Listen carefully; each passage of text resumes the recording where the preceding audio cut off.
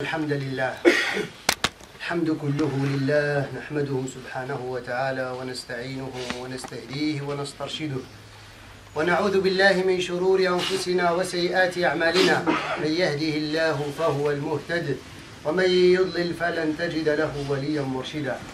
وأشهد أن لا إله إلا الله ولي الصالحين، وأشهد أن سيدنا وحبيبنا وعظيمنا ومولانا ودليلنا ومعلمنا وشفيعنا محمد بن عبد الله، اللهم صل وسلم وبارك على سيدنا محمد وعلى آله ومن والاه، كما صليت وسلمت وباركت ربنا على آل سيدنا إبراهيم في العالمين إنك حميد مجيد.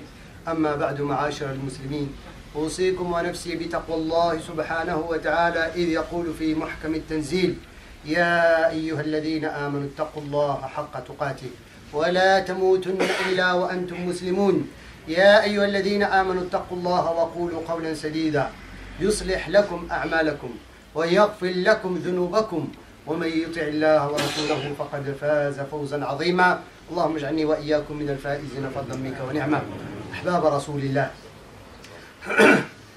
ما زال حديثنا عن رجلان تحابا في الله اجتمعا عليه وتفرقا عليه. هذا العنصر الذي ذكره الحق سبحانه وتعالى في آيات كثيرة، وذكره النبي صلى الله عليه وسلم في هذا الحديث كآلية من آليات الأمان والإيمان في الدنيا والآخرة. بعد أن ذكرنا أيها الأحباب الكرام أهمية المحبة والأخوة في الله سبحانه وتعالى، درجتها وفضلها، اليوم نقف عندما يفتت هذه الأخوة وما يجعلها لا تصبو إلى أن تحقق المقاصد منها، والعقبات التي ينبغي تجاوزها حتى نحقق الأخوة والمحبة في الله سبحانه وتعالى. Alors, chers frères, chers sœurs, on est toujours avec la catégorie parmi les catégories que Dieu subhanahu wa ta'ala ombrage sous ce nombre. Le jour où il n'y aura pas d'ombre à part la sienne, c'est deux personnes qui s'aiment en Dieu, qui se rencontrent en Dieu et qui se séparent en Dieu. On avait parlé dans les prêches précédents de la fraternité, le sens, l'importance, la récompense de cette fraternité et sa valeur, et comment cette fraternité a un rôle important dans la stabilité de la société. Aujourd'hui, on va essayer de déballer ensemble les obstacles qui nous empêchent à réaliser la vraie fraternité en Dieu. Et pour les éviter, on va parler des obstacles pour les éviter. Pourquoi l'État musulman, si on peut dire, ou bien la société musulmane, à travers l'histoire, elle a toujours la présence de ces obstacles. Comment on peut dépasser ces obstacles pour qu'on puisse vivre notre société musulmane en fraternité, en amour, en Dieu. Que ce sera la relation d'un frère vis-à-vis de son frère, c'est Dieu subhanahu wa ta'ala, et de réaliser le message que le prophète sallallahu alayhi wa sallam nous a hérité. أيها الأحباب الكرام، عوامل كثيرة تجعل الأخوة في الله سبحانه وتعالى لا تنتج ما ينبغي أن تنتجه. Plusieurs éléments sont autour, empêchent cette fraternité à réaliser son objectif. Plusieurs éléments. ومن بينها عداوة الشيطان للإنسان وخاصة لأمة المسلمين. هذا الشيطان يجتهد دائما ليفرق بين المرء وزوجه، فما بالك بين المرء وأخيه، فينبغي الحذر. ثم العامل الثاني الجهل. حينما يدب الجهل في أمة فإنه من العوامل الرئيسية التي تجعل أفراد هذه الأمة لا يعلمون ولا يقفون عند ما ينبغي أن يفعل، ولا يقفون عند حدود قد رسمها الشرع، وينتج عن هذا الجهل العصبية. Alors la deuxième chose, le deuxième élément on doit faire attention, c'est l'ignorance. Quand la communauté, et surtout musulmane, n'a pas un niveau important de la science, et il y a pas mal, il y a un niveau, si on peut dire, majoritaire de l'ignorance, quand on ignore notre religion, on ignore la relation qui doit être entre nous, on ne respecte pas les limites de notre religion. Et cette ignorance provoque l'intolérance. Ou le nationalisme. Les deux. Al-jahlu yantuju minhu at-ta'assub min janibin thumma al-unsuriyya min janibin akhar. Alors, l'ignorance, si on peut dire, sans rajouter le troisième et le quatrième élément, pour dire, c'est l'ignorance qui provoque l'intolérance et le nationalisme. وحينما ندرس في نصوص القرآن والسنة نجد أن الإسلام يحارب كل هذه العوامل في المجتمع لكي يخرج مجتمعا نقيا أخويا متماسكا بينه. Quand on essaie de méditer, de lire un petit peu vraiment, de dépasser surtout ce niveau de ignorance pour méditer notre religion, on trouve des textes coraniques, les paroles prophétiques, qui nous mettent en garde contre ces défauts-là. Soit l'ignorance, l'intolérance, le nationalisme, le complot de Shaitan et ainsi de suite. Mais malheureusement, on n'a pas cette volonté de vraiment savoir le devoir l'un vis-à-vis de l'autre. لهذا لا نطيل عليكم ولكن ينبغي أن نفهم أمرا مهما وسأقف عنده وهو الجوهر. تعرفون أحباب الكرام الذي يرمو والذي يجتهد والذي يعتقد والذي يفعل نصب جهده ليجعل كل الناس على مذهب واحد وعلى فكرة واحدة وعلى نمط واحد، هذا لا يفقه في خلق الله شيئا. الذي يجتهد يقول يعتقد يسعى ولا يؤمن إلا بذلك أن يجمع كل الناس في عقل واحد ومذهب واحد وفكرة واحدة، هذا لا يفقه في خلق الله شيئا، فما بالك في علم الله. Alors la première chose qu'on doit, parce qu'on essaie toujours d'y aller dans l'origine du problème, celui qui croit, et il fait en sorte, il va perdre toute son énergie pour rassembler tous les musulmans, autour d'une seule doctrine, ou bien une seule idée, ou bien un seul mode de vie, il ne comprend rien du tout dans la création de Dieu subhanahu wa ta'ala. Cette divergence, ça va exister jusqu'à la fin du monde. Et c'est voulu même dans certains domaines. Alors il faut qu'on fasse attention. Celui, pourquoi? لأن هذا الأمر يعتقد فيه بعض الناس أنه لا حق إلا ما يؤمن به هو ولا مذهب إلا ما يتبعه هو. وهذا هو الخطير في الأمر. Ça provoque quoi? Quand on croit qu'il faut que tous les musulmans suivent une seule doctrine, une seule vie, et un seul mode, et ainsi de suite, surtout dans la jurisprudence. Ça provoque quoi? Que la personne y croit que c'est le seul qui a la vérité et tous les autres c'est des égarés, des innovants, des pervers, tout ce que vous voulez. Et ça, malheureusement, au sein de la communauté musulmane. Et on peut dire même ce qui est pire, c'est quand on parle de la jurisprudence musulmane. Ça nous divise en parties. Partie telle, l'école telle, la doctrine telle, et ainsi de suite. Est-ce que c'est toléré ou c'est pas toléré? C'est ce qu'on va voir avec Ahbab al-Karam. ينبغي أن نعرف أحباب الكرام أن الله سبحانه وتعالى خلق كل منا كما يقول الإمام ابن القيم وله قدرات وله ميولات وله أمور. من الناس من يميل إلى التيسير، منهم من يميل إلى التشدد، منهم من يميل إلى التوسط، كل وهذا كان حتى في عهد الصحابة رضوان الله عليهم. Surtout ici, je veux parler que de ce problème-là, la divergence dans la jurisprudence islamique. Est-ce qu'il est toléré ou non? الإمام ابن القيم رحمه الله يقول إن الاختلاف في الفقه الإسلامي والإسلام عموما 3 أضرب. عنده 3 أنواع. الاختلاف في الأصول، اختلاف في ذات الله، في وجود الله سبحانه وتعالى، هذا كل من اختلف فيه كافر، لا نتحدث عنه. الاختلاف في الصفات والقضاء والقدر، هذا الاختلاف فيه ينبغي أن يؤول التأويل الصحيح، ومن اختلف في غير ما أوله النبي صلى الله عليه وسلم والصحابة فهذا فاسق، لا نتحدث عن الكفر. ثم الاختلاف في الفروع كما قال أي ذلك في شيخه ابن تيمية لا يكاد ينضبط في الأحكام، هذا لا بد منه، وسنأتي على ذلك الامتلاء.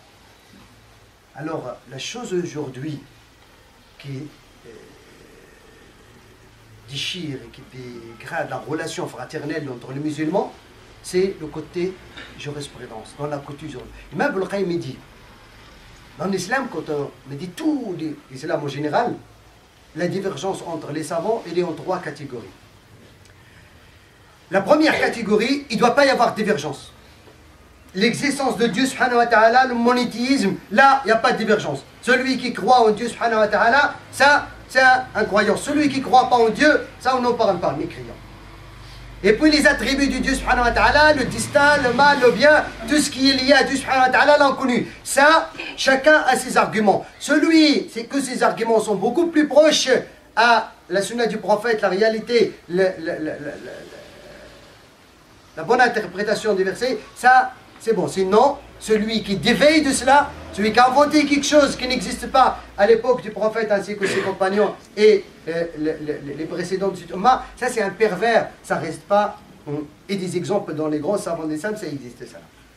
Mais concernant la jurisprudence islamique, quand on rentre dans les détails de la jurisprudence, les détails de la prière, du jeûne, de comment faire la prière, telle chose, toutes les furu', ça l'imam Ibn Taymiyya même dit la yakadu yandabit, tu peux pas trouver, les savants sont tous d'accord dans telle chose. Alors à ce moment-là, on doit maîtriser comment on peut faire. إن الإشكال عندنا نحن اليوم هو ماذا؟ وأن الإنسان حينما يتعصب لمذهبه يعتقد أنه هو الحق وغيره هو الضلال.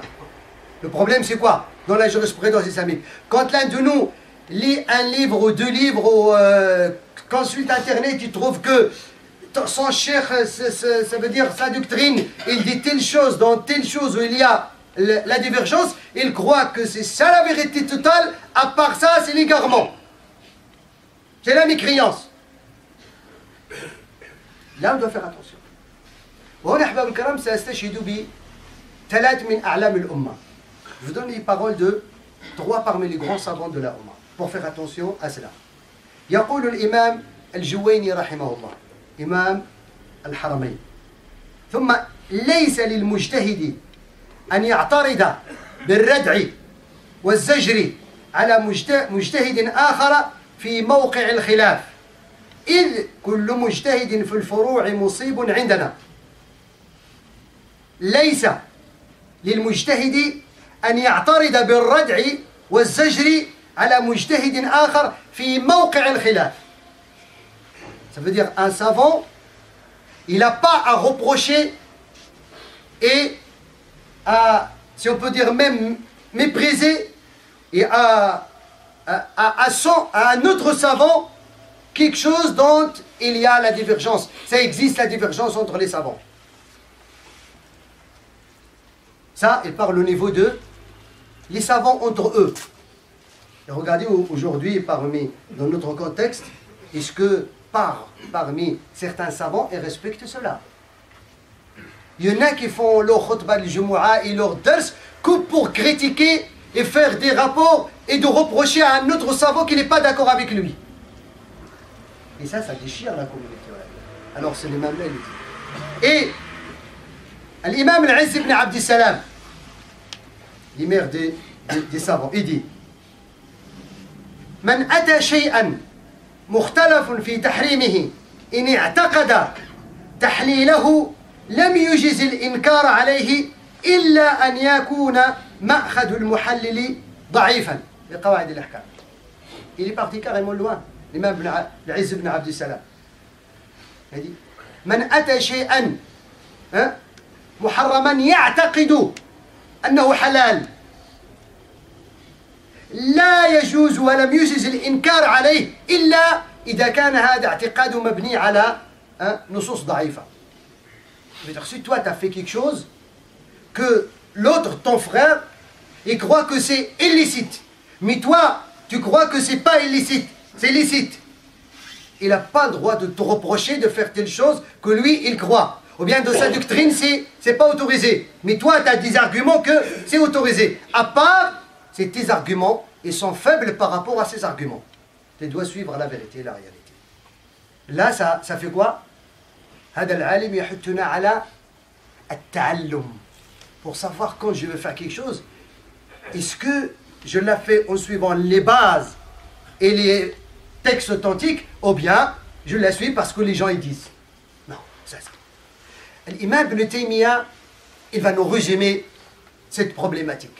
يقول الإمام ابن تيمية رحمه الله في مجموع الفتاوى: وأما الاختلاف في الأحكام فأكثر من أن ينضبط، ولو كان كلما اختلف مسلمان في شيء تهاجرا لم يبق بين المسلمين عصمة ولا أخوة، ولقد كان أبو بكر وعمر سيدا المسلمين يتنازعان في أشياء لا يعتقدان أو لا يقصدان إلا الخير. الإمام ابن تيمية يقول لو كان كل مسلمين اختلفوا في أمر من الأمور اختلف فيه الناس، تهاجرا وتدافعا وتقاتلا، لم تبقى بين المسلمين عصمة ولا أخوة ولا اجتماع ولا أي شيء. ثم يعطي مثال: فالأحكام الشرعية لا تكاد تنضبط. انظروا فقط الآن سنقوم للصلاة، كل له هيئة للصلاة وحده يقلد فيها عالما، كل له صلاة. يمكن أن أقول لكم في فقه الصلاة فقط من علمائنا الجهابذة رحمه الله المعاصرين 3 علماء أقطاب الأمة هذه المعاصرين، ولا نزكي على الله أحدا، اختلفوا في فقه الصلاة. 3 من كبار الأمة. طيب، إمام الشيخ بن عثيمين، إمام ابن باز، الإمام الشيخ الألباني رحمه الله جميعا. لو قرأتم 3 كتب كلها بعنوان واحد صفة صلاة النبي لوجدتم اختلافا بينهم. ولكن ما في سباب ولا شتام ولا تقاتل فيما بينهما. يقول لك واحد والله أنا أصلي لأن قرأت صفة صلاة النبي، ولكن هذا لا يعني أن هذه فقط صفة صلاة النبي قراءة لكتاب الشيخ الفلاني. النبي صلى الله عليه وسلم إذن بمعنى صلى هذا وصلى كذلك، إنما هذا رجح هذا الأمر وذلك رجح هذا الأمر لأمور ينبغي الوقوف فيها في العلم، هي أسباب الاختلاف، وهذا موضوع آخر ينبغي الانتباه إليه. الإمام ابن تيمية nous dit la divergence dans les détails de la jurisprudence, c'est impossible qu'il soit stable et qu'il soit, comment on dirait, dans une seule voie. Alors, méfiez-vous en nous disant, c'est pas chaque fois que 2 musulmans se disputent une parmi ces choses de divergence, ils vont se quitter, ils vont se battre, ils vont se tuer. Hein? Alors à ce moment-là, il n'y aura plus de fraternité, il n'y aura plus de relations de fraternité et amour en Dieu. Et il nous a dit, regardez même Abu Bakr wa Omar radiallahu anhuma, les 2 seigneurs, il a dit Sayyida al-Muslimin, les 2 seigneurs du musulman, ils sont en divergence dans plein de détails de la jurisprudence. Mais ils ne se déchirent pas entre eux. هذا أحباب الكرام ينبغي أن ننتبه إلى هذه الأمور.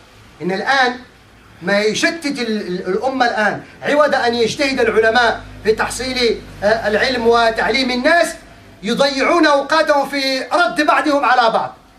وعوض أن يلتقي المسلمون في المسجد يتعلموا الدين ويتعلموا ما اختلف فيه المسلمون ويقفوا على أمر إن كان تجتمع فيه القلوب ولو كان مرجوحا فيتبعوه، أصبح بعضهم لا يرضى أن يصلي وراء أحد أو حتى حداءه، بل لا يرضى حتى أن يسلم معه. لماذا؟ إنه هذا يعتقد أن الأمر حلال أو هذا الأمر سنة أو هذا الأمر بدعة أو هكذا. وفي بعض الأحيان مع بضاعة مجزات، حتى ولو كان طالب علم أصلا يتبع العلم بقواعده لما وصل هذا الأمر وسنعطي على ذلك أمثلة. Alors ce qui est important aujourd'hui à faire attention. Moi je peux même vous dire quand vous trouvez un savant, il va faire toute une science pour seulement critiquer d'autres savants. Moi je veux dire une chose, il ne mérite même pas de perdre le temps devant lui. C'est une perte de temps. Parce qu'un savant, il est là pour illuminer le cerveau des gens. C'est un savant, il est là pour orienter les gens vers le droit chemin. C'est pas de passer tout son temps à chercher les défauts de ses confrères pour les dévoiler. C'est pas ça le bon sens. Et au lieu que les musulmans se réunissent dans la mosquée après la prière telle ou dans une journée telle pour étudier entre eux les points où on peut se réunir entre nous pour les suivre ensemble, aujourd'hui, il y en a qui se sentent même mal à l'aise quand ils trouvent que c'est l'imam tel qui va faire la prière. Pourquoi? Parce qu'il a rasé la barbe, ou bien parce qu'il fait tel, ou bien parce que... Et après, je vous donnerai tout à l'heure des exemples des grands savants, comment ils ont évité tout ce qui nous déchire aujourd'hui.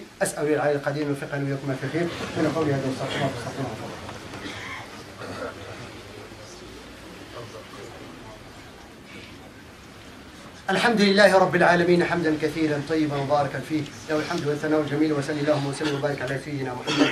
أما بعد أيها الأحباب الكرام، الأصل هذا الإشكال لا نجده عند طالب العلم الحقيقي أو العالم الرباني الحقيقي.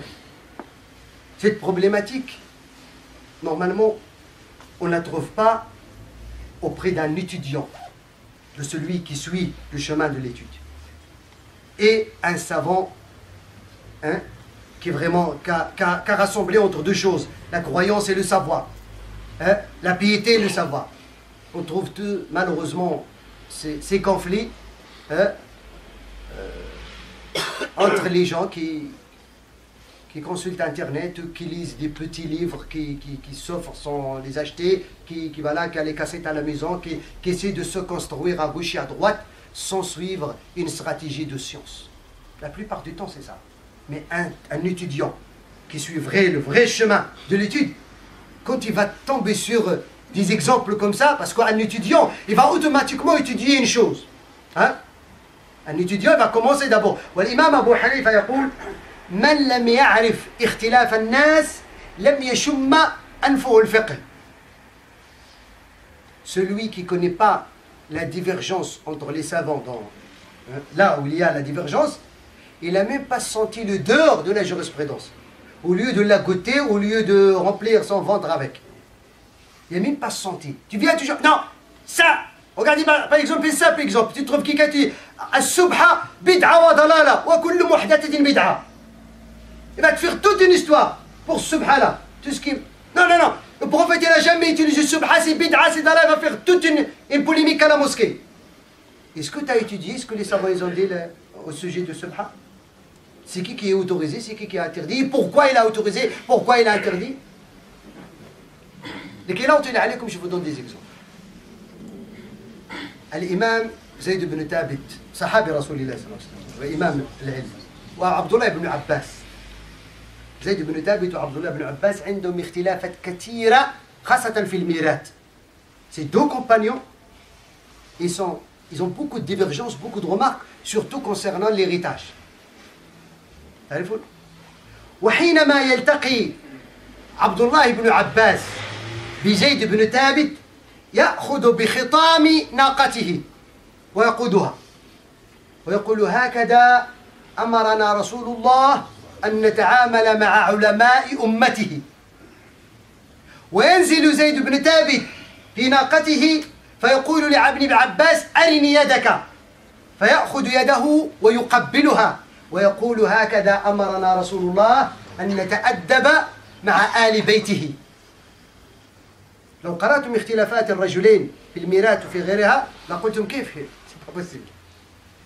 Zayd ibn Thabit ainsi qu'Abdullah ibn Abbas, ça c'est des montagnes du savoir à l'époque du prophète et après. Et ils ont pas mal de divergences, on parle après le prophète sallallahu alayhi wa sallam. Pas mal d'opinions différentes, surtout dans l'héritage. Je ne vais pas rentrer dans les détails, ça prend du temps. Mais quand Abdullah ibn Abbas rencontre Zayd ibn Thabit, il prend le bride de son chameau. Oui? le bride avec lequel on guide le chameau. Il le prend et le guide jusqu'à chez lui. Et il dit, c'est comme ça le prophète il nous a enseigné de se comporter avec les savants de la Ummah. Et quand Zayd ibn Thabit descend de son chameau, il dit à Abdullah ibn Abbas, montre-moi, donne-moi ta main. Il lui donne sa main et il l'embrasse. Aujourd'hui, quand tu embrasses même parfois la main de ton père devant quelqu'un, il y en a qui ont la honte d'embrasser la main de son père devant ses frères. Celui-là, Zayd ibn Thabit, il embrasse la main d'Ibn Abbas et il dit, c'est comme ça le prophète il nous a enseigné de se comporter avec sa famille, les gens de sa famille. Parce qu'Abdullah ibn Abbas est le fils de son oncle. L'imam Shafi'i, c'est une doctrine qui est opposée à pas mal d'opinions dans la doctrine hanafite. Vous avez vu qu'est-ce qu'il fait l'imam Shafi'i quand il va en Irak? Rouya في طبقات ابن سعد وغيرها كان الإمام الشافعي صلى في مسجد أبي حنيفة مات أبو حنيفة الإمام الشافعي لم يعاصر أبو حنيفة جاء الإمام الشافعي إلى العراق وقدم ليصلي في مسجد أبي حنيفة والإمام الشافعي لم يجهر بالبسملة ولم يقنت في الصبح احتراما لإمام العراق. L'imam Shafi'i في مذهبه الجهر بالبسملة يدير بسم الله الرحمن الرحيم haute voix quand il récite. Et l'imam Shafi'i من السنة عنده القنوت في الصبح جهرا المالكية سرا عند الشافعية جهرا.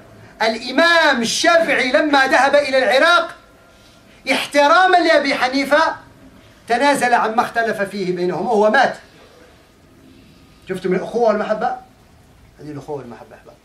L'imam Shafi'i, quand il est parti en Irak, et ils l'ont donné la place de l'imam Abu Hanifa dans la mosquée qui s'appelle Abu Hanifa de faire la prière. L'imam Shafi'i n'a pas vécu la même période avec Abu Hanifa. Mais il est en divergence avec lui dans pas mal. On dit aujourd'hui l'école hanafite et l'école shafi'ite, c'est pas mal de divergences dans les détails de la jurisprudence. Mais l'imam Shafi'i, par respect de l'imam Abi Hanifa qui est mort avant lui, il n'a pas pratiqué sa doctrine dans la prière. L'imam Shafi'i, il récite Bismillah ar-Rahman ar-Rahim dans le Fatiha en haute voix. C'est pas comme l'imam Ahmad et les autres.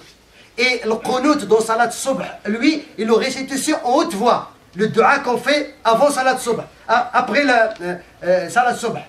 L'imam Shafi'i sunna dans sa doctrine de faire ce dua. Quand l'imam Abu Shafi'i il est dans la ville de l'imam Abu Hanifa et dans la mosquée de l'imam Abu Hanifa, il n'a pas pratiqué sa doctrine, il a dit par respect de l'imam de cette ville. Par respect. C'est l'ahbab al-karam. C'est pour ça, ahbab al-karam, quand la jurisprudence nous montre comment on peut garder notre fraternité et en même temps discuter entre nous. C'est pas discuter, discuter entre nous. An-Nabi sallallahu alayhi wa sallam, kana al-khilaf fi ahdi. À son époque, il y avait la divergence dans la jurisprudence. بعد غزوة الخندق النبي قال للصحابة رضي الله عليهم في صحيح البخاري لا يصلين أحد العصر إلا في بني قريظة. Le prophète il a dit un jour à ses compagnons, ils sont à Médine, après Salat al-Dohr, ils ont dit tout le monde va faire l'Asr à Bani Quraïda. Bani Quraïda il est loin un petit peu, une distance de 50 km ou quelque chose comme ça. Il leur a dit tout le monde, on se rejoint à Bani Quraïda pour faire l'Asr là-bas. Et les compagnons sont partis. Quand ils sont arrivés à un certain moment, la moitié, peut-être deux tiers, un tiers du chemin, l'Asr, il est arrivé. L'heure de l'Asr est arrivé. Les compagnons sont divisés en deux parties. Une partie, ils ont dit, nous on va faire d'abord la prière. Allah dit, Allah dit que la prière est déterminée dans un temps déterminé. Allah a donné un temps déterminé. On fait la prière. Les autres, ils ont dit non. Le prophète, il nous a dit l'Asr à Bani Quraïda. Il a bien précisé l'endroit où on va faire l'Asr. Ils sont divisés. Une moitié a resté, elle a fait la prière à l'heure. Une moitié, ils sont arrivés à Bani Quraïda le coucher du soleil. Maghreb. Ils ont fait après le temps.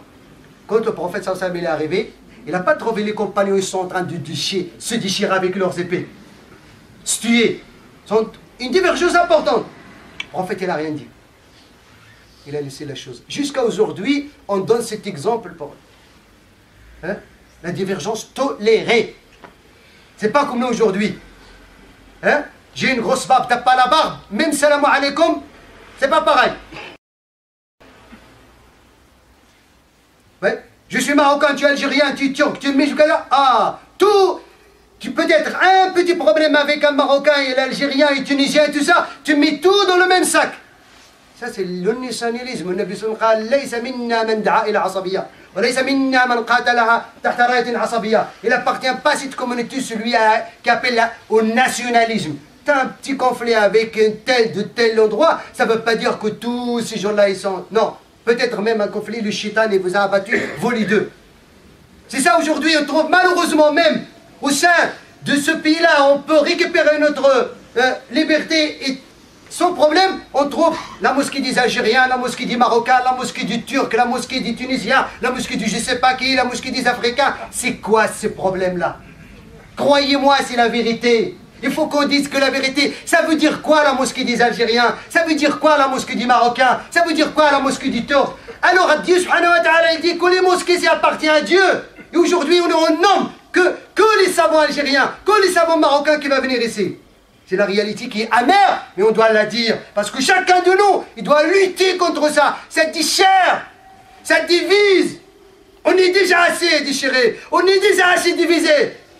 Arrêtez-nous de distinguer la communauté ainsi. Le prophète, il n'aime pas ça.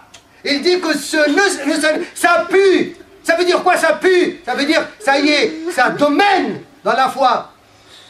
Aujourd'hui même, regardez au sein du mariage. L'Algérien ne veut pas se marier avec le Turc ne veut pas se marier avec le Tunisien, l'Égyptien ne veut pas se marier. C'est quoi ça, chers frères, chères sœurs? Vous croyez qu'on peut construire une communauté de solidarité si on prend notre pièce d'identité et nos origines, qui met les obstacles entre nos enfants qui se marient, qui met les obstacles dans notre mosquée qui se construisent, qu'on fait tout ça comme d'obstacles pour même aider la communauté à aller loin? C'est ça parmi les stratégies de nos ennemis pour nous déchirer. C'est pour ça que j'ai commencé seulement avec la jurisprudence pour, croyez-moi, c'est l'ignorance qui domine. Et c'est la foi qui est dégradée. Sinon Allah subhanahu wa ta'ala nous a dit: Huwa alladhi sammakumul muslimin. C'est lui qui vous a nommé des musulmans. C'est pas des tels et tels et tels et tels. Moi j'appelle toujours les gens. Quand tu rentres à la mosquée, prends ta pièce d'identité, laisse-la avec les chaussures. Il ne mérite pas rentrer à la mosquée. Prends ta pièce d'identité ou ta propre origine. Et chacun il doit être fier de ses origines, mais pas un obstacle dans la mosquée. Laisse tes origines avec tes chaussures. Il mérite que ça. Croyez-moi, le prophète sallallahu alayhi wa sallam, il a rassemblé Al-Habasha et Al-Rum et Al-Qurayshiyin et Al-Ansar et Al-Muhajirin. Il est toujours présent pour ne pas qu'on crouse dans ce truc-là. Et on doit prendre un chemin pour essayer. La seule chose et le seul moyen qu'on a aujourd'hui pour qu'on puisse dépasser nos problèmes et notre faiblesse, c'est de mettre la main sur la main en fermant les yeux. Quand je rentre à la mosquée, je ferme les yeux. Je veux pas chercher, je veux prier à côté de qui? Je cherche, ferme mes yeux jusqu'à côté d'un frère. Je lui dis salam alaikum. Je le considère en fin de cœur, c'est comme mon frère. Je ne veux même pas chercher à savoir c'est qui. Et quand mon enfant, il aime une fille et la fille aime son enfant, avant qu'on leur laisse l'occasion de faire n'importe quoi, je ne veux pas chercher c'est qui son origine, mais je veux chercher est-ce qu'il prie. Est-ce qu'il est capable de prendre la femme? Regardez les problèmes aujourd'hui de mariage entre les filles. Allah nous a fait grâce de nous rassembler dans ce pays-là, qui n'est pas le nôtre, et on doit le considérer comme celui de nos enfants. Ce n'est pas le nôtre, on n'est pas né ici, mais nos enfants ils sont nés ici. Alors considérer tel qui est né ici, tel qui est né ici, c'est pas selon les origines de ses parents, il est français pour qu'ils se marient. Ou bien pour qu'ils font une certaine chose dans la vie. C'est ça qui, malheureusement, qui dérange.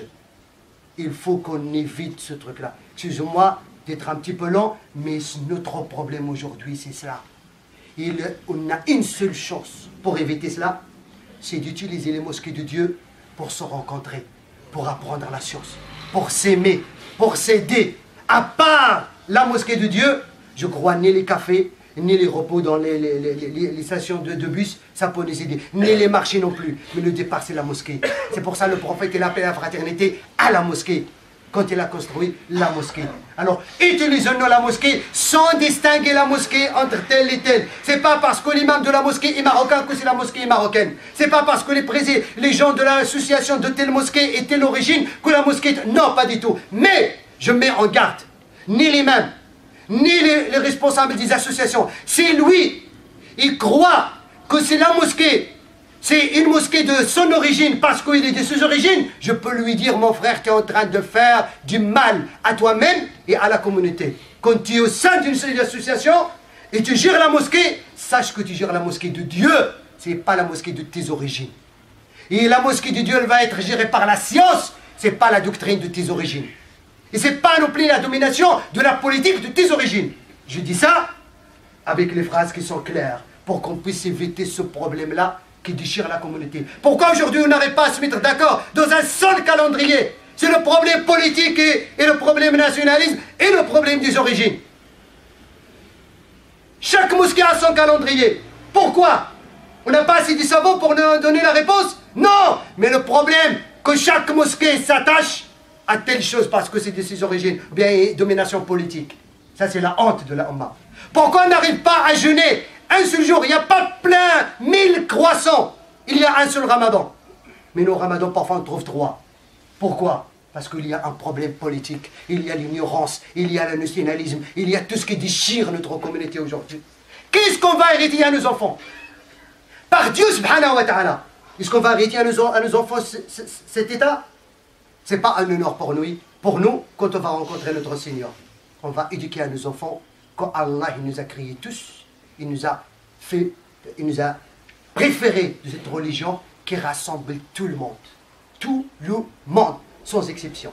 أسأل الله القدير أن يجمعنا على طاعته ونوفقنا لما فيه ومنهم الرشاد والسداد اللهم وفقنا لما تحب وترضى وجنبنا ما تكره وتأبى واجمعنا على طاعتك ورضاك ولا تجعل منا ولا معنا ولا من بيننا شقيا ولا محروما واغفر لنا ما قدمنا وما أسررنا وما أعلنا وما أنت أعلم به منا اللهم اجمع أمة الإسلام على الإسلام اللهم اجمع أمة الإسلام على الإسلام اللهم إنا نعوذ بك من العصبية ونعوذ بك من التعصب ونعوذ بك من الجاهلية ونعوذ بك من كل ما يفرق شتات المسلمين اللهم اجمع شتات المسلمين وألف بين قلوبهم على الحق والدين ونجعل منا ولا معنا ولا بين شقيا ولا محروما إنك نعم المولى ونعم النصير وصل اللهم وسلم وبارك على سيدنا محمد والحمد لله رب العالمين وأقم الصلاة